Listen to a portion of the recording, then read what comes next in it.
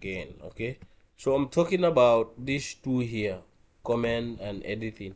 So comment is if you want to add comments to a particular area of the document. Maybe you and somebody are working on a document, okay, and they write some section, but then you want them to make some adjustments on that particular section, then you can comment, okay, on that section and highlight what changes they need to make there. All right, also when it comes to editing, this is a sort of a control that you apply to your document. Okay, so this is particularly important if you are sharing this document with someone. Let's say I've been working on this document with someone, but I only want that person to just be reviewing, but he cannot make changes. So I'll change it to reviewing. Okay, or if I just want the person to view it, but he cannot even suggest reviews or whatsoever, then I'll only change it to viewing. So no editing is possible. Even you yourself now, you cannot even edit the document, so you will only view it. So that's just a sort of a control. But if you do edit it now, this allows you to edit. Then additionally, also you have share. Okay, so for share, if you want to share this with someone, either through SharePoint or through OneDrive, okay, or some other means, or even via email. All right, so you can do that as well. All right, so but for those things you don't need to worry much about that. At an advanced level, when you study advanced office, we will teach you those things. All right, so then up there now we also have three buttons there. You can see this one is minimize. So if you click on this, it minimizes the program. It doesn't close it. What it does is it minimizes it. It temporarily removes it from you viewing it. All right, but it's always there. Or you can restore down or maximize to reduce the size, or make it to cover the entire screen, and the other one will what, close it completely.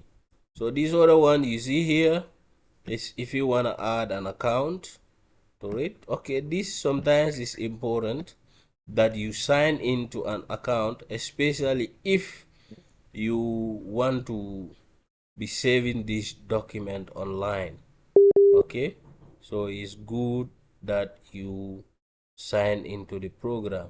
So if you don't sign in, you can always do that here. Maybe on your system, if you are not signed in, you will see something like sign in here. So you try to create a Microsoft account with hotmail.com or outlook.com, and you log in with that, so that if you want to save documents online, you are able to do that. So this one here, this autosave here, that's what it helps with. When you turn on this one, you see it will ask you how. Okay, do you want to do that? If you, I want to save my document online, so here I have two ways. I can do it on OneDrive, okay, or I can just sign into OneDrive and it is automatically done for me. So you can choose between those two options. So this other one here now, it helps you to perform the functions here, like the functions of these three buttons here. Okay, close, maximize or restore down, and minimize. So if you click on this one here, it has those same functionalities. Okay, all right, good. So now we will talk about the file tab. So the file tab, like I said, is actually not part of the ribbon. The ribbon starts from home.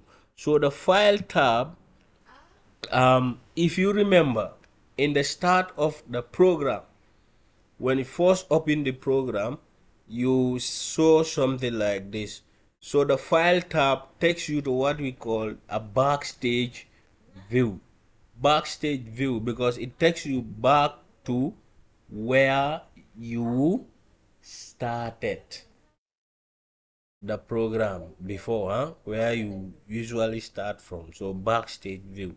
So in the backstage view here, you have various options.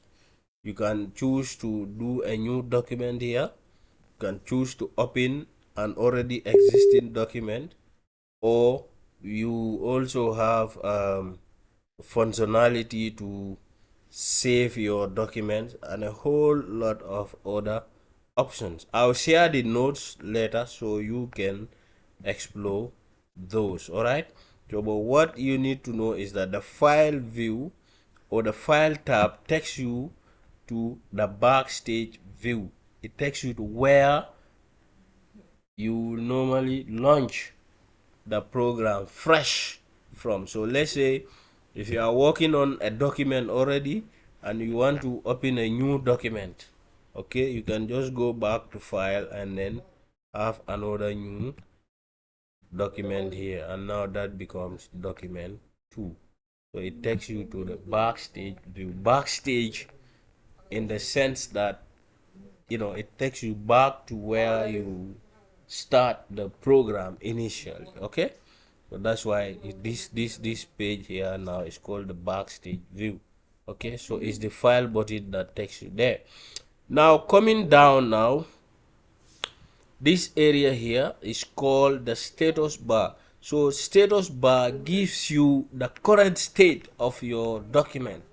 Here you would find information like number of pages that you have, the number of words you have, okay, your language, okay, and all other information.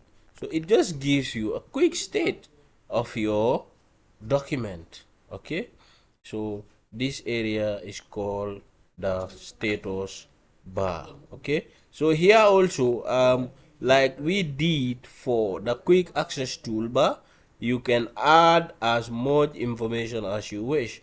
So to do so, you right click here, then you can see you can add line number, so that always you will know what line you are on. So currently you can see that I am on line 1. If I shift, that's line 2, line 3, line 4, like that. So you can go in there and then add as much information as you may need.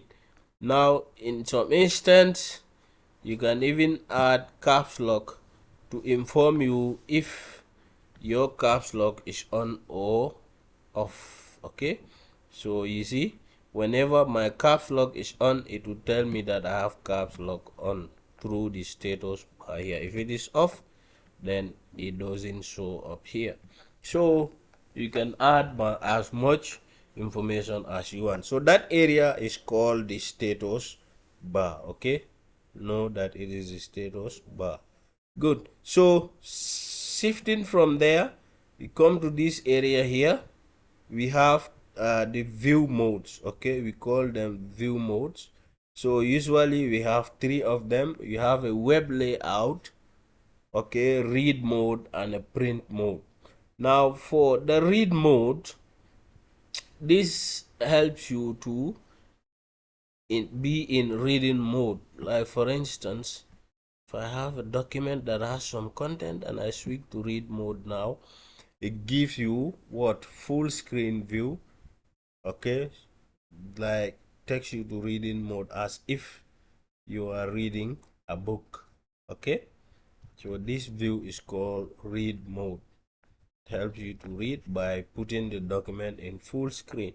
So for web view, this one displays your document just like a web page, just like when you're viewing a page online on the internet. Okay, so it would display your page.